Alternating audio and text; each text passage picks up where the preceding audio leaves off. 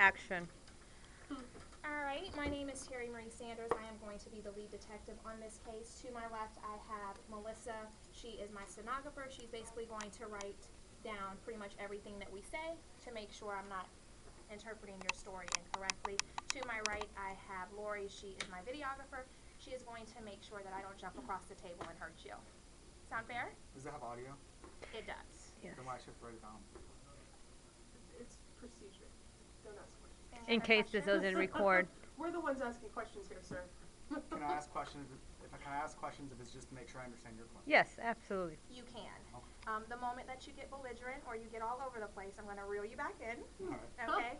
Because I only have 10 minutes and I don't have time to just, play around, right? Okay, so the first 3 questions I'm going to ask you are simply preliminary. They are not counted as my questions. I just want to verify who you are. Can you state your name for the record? Full name. Charles Hans Mancuso. Okay, I have Chuck here. Is that a nickname? Mm-hmm. Okay. All right, and can you tell me where you work and your job title? I work at Soft Rock, and I am a specialist manager. Okay, would that be an employment specialist? Yes. Yes? Okay, awesome. Do you have any questions for me before we get started? All right. So can you tell me, as a manager, as an employment specialist manager, 4 specific job responsibilities you require of your employees? Yep. They have to show up on time. They have to work their shift. They must take their lunch break on time, and they have to clock in and out every day.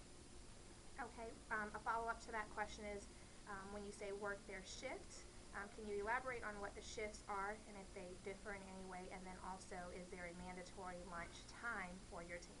Not every specialist has the same shift. Okay. So I'll give you an example of one would be from 9 a.m. to 6 p.m. So they would have to show up and be ready to log in and take calls by 9 o'clock. Okay. And lunch, is that a specific time for your team, or does it vary as well?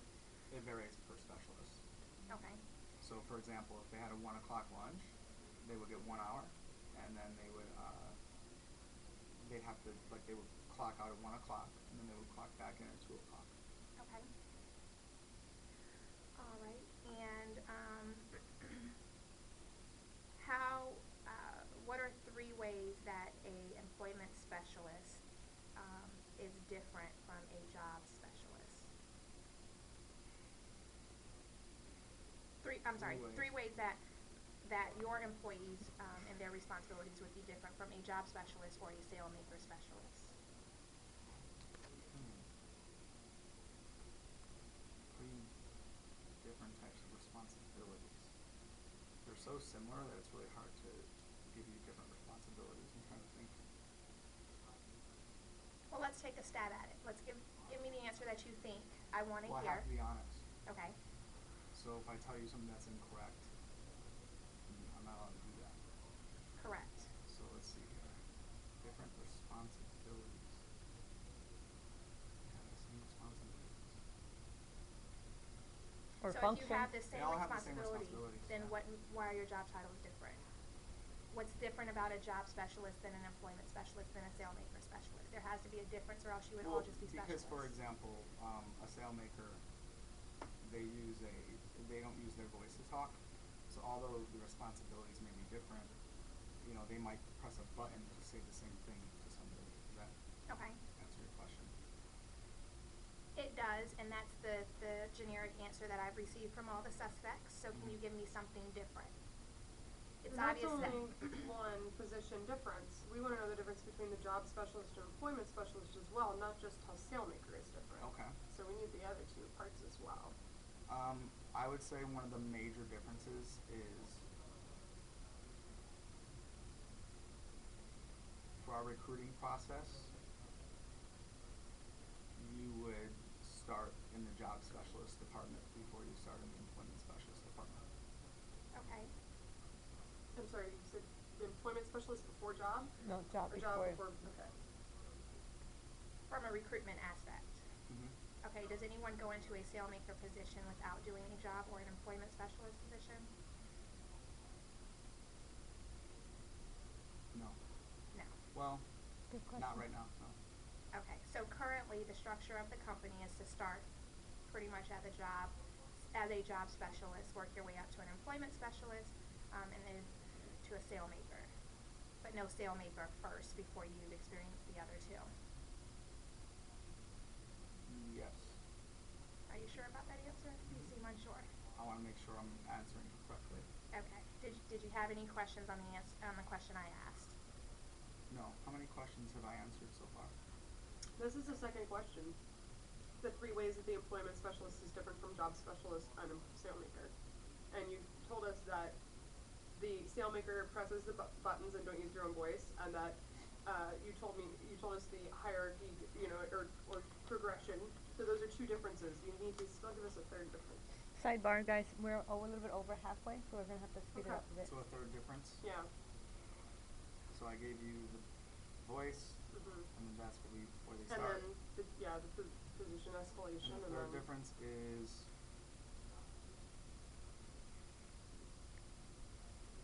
the percentages of compensation can be different.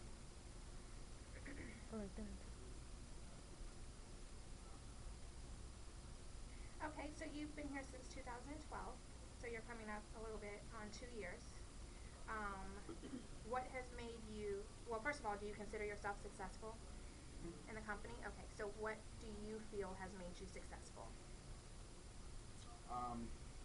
Mindset. Your mindset. Okay, can you elaborate? Having a positive mindset, striving for success. It's really just a mindset thing. It's being positive, being confident. If you're struggling, having confidence in yourself that you can get through it and get to where the other people are, because you'll meet other people that are doing really, really well, that have been here longer than you have, just like I did when I first started. So I always knew if somebody else can do it, I can do it. I never asked what does the average person make, because I didn't consider myself average. I asked what do your top people make, because if the top people can do it, then why couldn't I? So I would say that that's a major reason for my success. And just when you set your goal, just make it happen. Don't think about what if I don't accomplish my goal. You should never even think like that at all. So to give you that's my elaboration on mindset. I think that's very, very Well, important. did you quote that? That was pretty deep. Mhm. Okay, so since we're running short on time, I'm going to still let you catch up and ask the next question, and I'll write just in case. Sure. Okay, so can you tell me at least 2 different rejections that your employees face and the rebuttals to those rejections?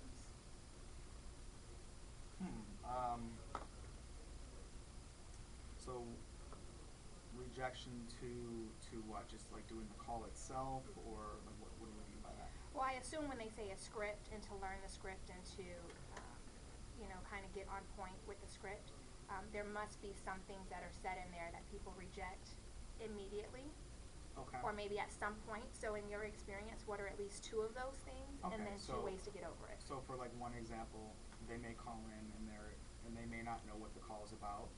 So when we ask them how much time do they have available to speak, and they tell us, well, I don't know, it depends on what this is about, and then we have to kind of rebut that a little bit to get them to see value in the call. Okay. Then you would just, in the script it actually says, my job is to ask you a few questions to help determine if the warehouse job is a good match for you. And in the process of the call, I may be able to match with a few other open positions in your local area as well. And then that kind of puts a little more value on the call, and then Okay. you continue with the call. So that's one. Another rejection, we also do have sometimes where we do ask them what their career goals are, and we refer them to get information on education options and training opportunities that might be available to them, given their goals. Okay. And sometimes what people will do is say, well, I really need to just get a job first, rather than think about my future. So a rebuttal to that would be, well, keep in mind this is assuming that you could pursue your education in a way that does not interfere with your job search. So if it doesn't hinder your job search in any way, and if it helps you, are you at least open to it? about to start my time.